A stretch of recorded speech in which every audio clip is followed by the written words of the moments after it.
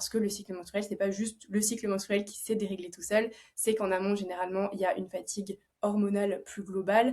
Ça peut être une thyroïde qui se dérègle, et notamment une hypothyroïdie qui s'installe.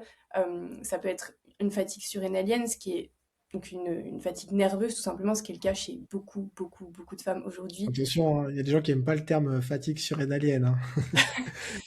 Je, Tu je, sais? j'utilise des termes pour que ça soit le plus Ouais, compréhensible. ouais, non, mais c'est pas un terme reconnu scientifiquement, donc on est des charlatans, voilà. Donc, Ouais, et moi j'assume, il n'y a aucun problème. fatigue nerveuse.